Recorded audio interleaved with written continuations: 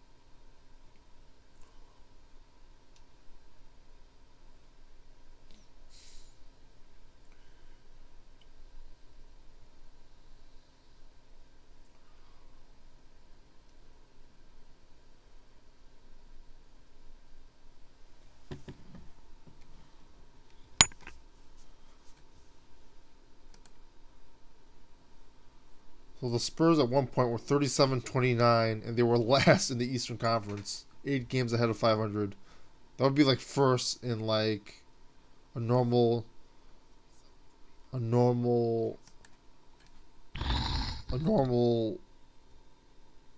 non-super team baseball season.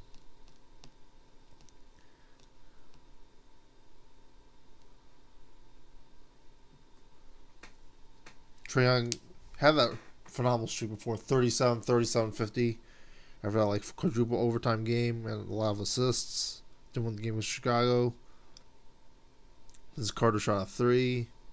Most improved rookie of the year. He want to win that at the finish line. Then Sandy, Lynn Sandy, Trey Sandy.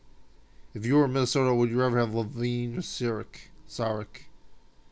Did you sort of hope regret trading for Jimmy Butler? I don't like the Bucks extending Bledsoe. They say he's playing good, but like that's a lot of money for a player that's not. I don't even think he's a starter. I think for Dinwiddie money that'd be better.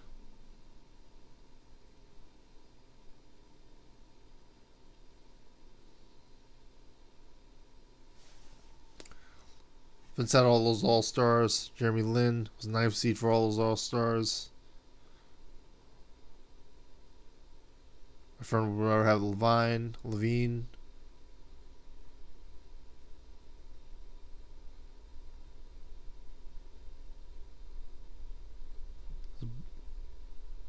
Torres BIG bobbleheads from Barclays Center. $70 low, 100 used, 100 new, 100 highest, 109 highest.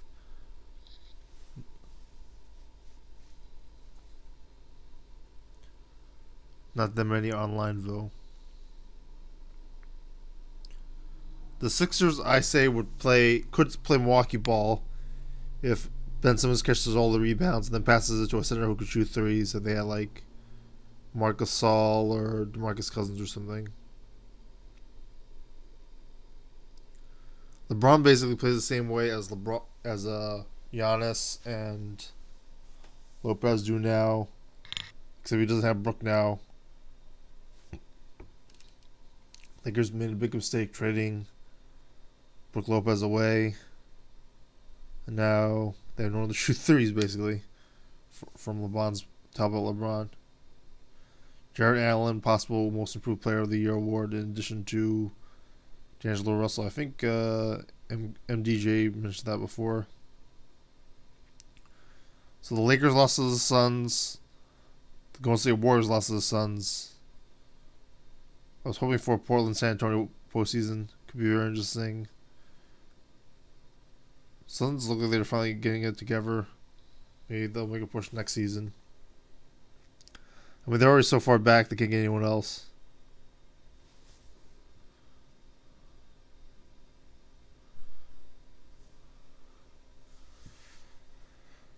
Lakers basically gave up, or 8 games behind, and I don't think there's enough games to make it to the postseason since it's already March. San Antonio and the Clippers will fight for that 7th spot to face Denver. The Clippers facing Denver would really make up for losing Avery Bradley and whoever, for facing Houston where they will lose, or Utah where they will lose. Portland beats OKC. Not sure if Houston beats Utah, but they definitely beat whoever wins. Definitely beats Denver. Houston finally got a big winning streak. Brook got like 37 points.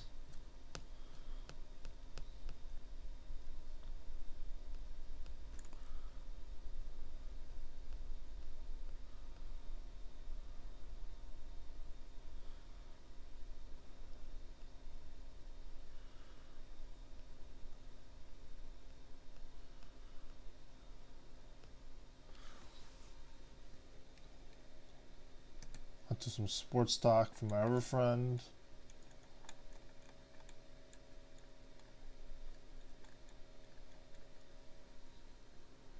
I was at the Nets Pistons games and that was a phenomenal crowd. I don't like the rest of the crowds. It's fun to watch the game, like front row, watch all those fans, and the Nets playing good on all cylinders. They didn't even need Napier and RHJ, who are probably going to be gone from the team.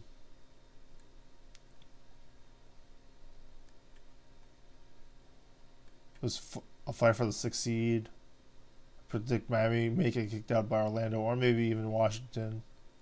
Both very wonderful. Washington's well coached, has a mess of personnel. Probably has the worst personnel, even worse than the Phoenix Suns, Cleveland Cavaliers, and other teams. Orlando's just been hot. Vucevic's been good from 3. I guess he's recovered from all his concussion symptoms. Maybe they'll keep him. I mean, they do have that logjam with Bamba. I guess I could keep Vucevic over Bamba. They can get Bamba traded for something else. We'll analyze later what Orlando could trade for next season. The Phoenix Suns staff I don't really like. The Bulls are doing better with Zach LaVine getting 50 every night. Sort of old school. Suns need a point guard, but also need to make the draft picks good or train the draft picks. Bulls always get better second half of the season. Got legit players I was saying before, like Washington. I was like Nwaba, fast guy, can play hard. Scores complaining about Magic Johnson not retaining players. Brook Lopez, I mentioned before. Walton wanted to keep him.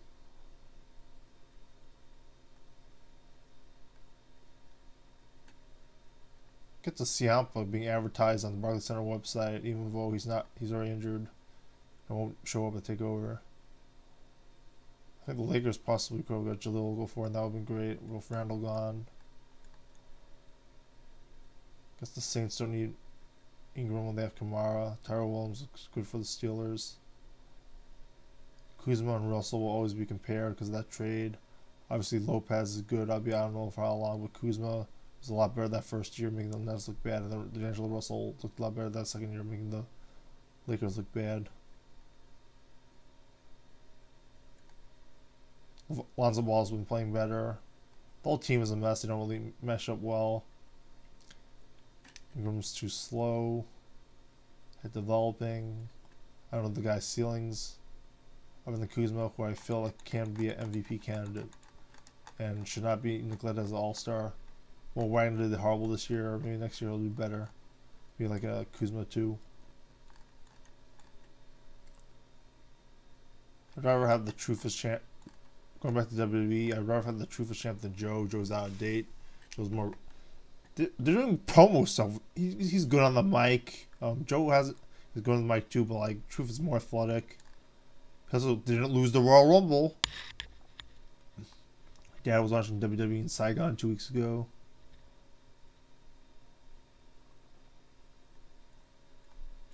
Maxing Bailey is a very good decision. I don't like the idea of they're so injured, and you don't want risk with Sasha getting injured after Asuka had problems with injury, but they do draw more people to the network thanks to Sasha's stardom. Imagine Danielson in NXT, etc. Danielson and all that ROH fame going to NXT, staying there. That's the problem about them promoting anyone from NXT. Like, less people are drawn to it. Like, yeah, the Sami Zayn versus Cesaro, Sami Zayn versus Shinsuke Nakamura, Sami Zayn versus Samoa Joe. Like, all those wonderful cards. Now it lacks a lot less. But the Undisputed Era is good. I don't really like the Joe era because, like, they felt like they were like a bootleg TNA. Ronda Rousey sort of feels like the bootleg Ultimate Warrior, having all these promos about bringing kayfabe, scripted by Vince Russo. Not to mention that WWE's like changing faces and heels every 9 seconds, every 2 weeks, especially the Elias, where I'm totally confused. Danielson Owens, I knew would be a great match.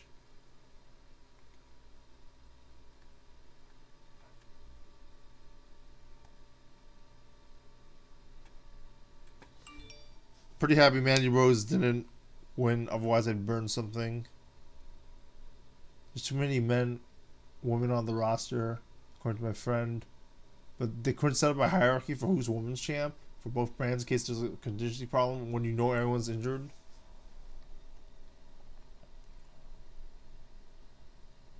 They should really send half the roster that's not relevant or doesn't have anything to do with NXT. I call it the main eventers of NXT. Maybe reinvent some characters, etc. Because if you wanted Becky as champ, you should have her as a SmackDown champ. Now all of SmackDown screwed up by having Becky and Charlotte go to Raw. NXT isn't complicated. Half storylines, don't switch wrestlers like Elias heel and face every 2 weeks. And that's it. Like, why can't Raw or SmackDown get this right? Raw especially, but SmackDown's it right.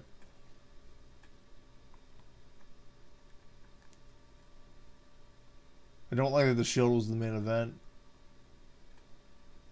Danielson, I feel, is like the hottest. He's basically the John Cena Roman Reigns draw now, like that WWE has, and I don't know if they take advantage of, but he is their biggest draw. I feel like if you went to AEW, that could really hurt WWE. I don't know if he'll beat Kofi Kingston at WWE at WrestleMania. I still think he can wrestle AJ Styles if they want to switch with that. Albeit AJ and Orton was teased. AJ could lose. I expect AJ to lose if he doesn't sign a contract, which is an issue. I don't think Rollins has that much hype. Wasn't right with the Suplex City gimmick, I'm not sure.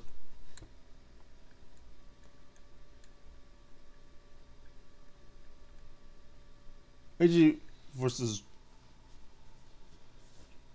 Orton would be a lot better singles, but I would like AJ versus Joe or AJ versus Kofi. Maybe AJ does a pin for Kofi, like Sting for AJ 2009.